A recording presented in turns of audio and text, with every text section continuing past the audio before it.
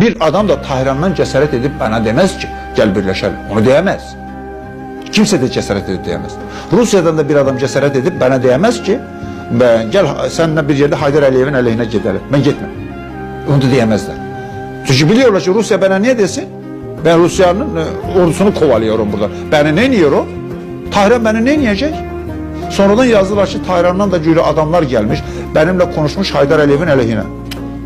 Ama ben Haydar Aliyev'i Tahran'ın gedelerine o avaralar değiştirmem.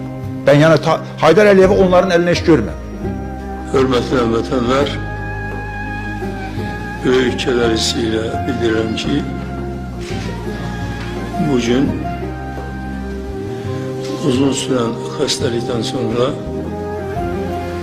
Ankara'da Türkiye'nin Tıp Akademiyasının Gülhane Xəstəxanasında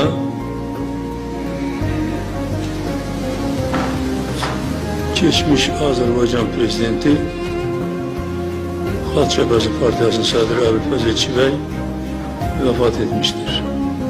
Mən sərəncam vermişəm. Əbülfəz Elçi bəyin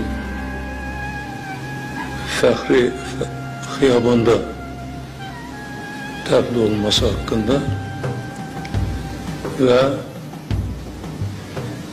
bütün dəfn ilə əlaqədar xərclərin Azərbaycan hükümetinin üzerine götürülmesi.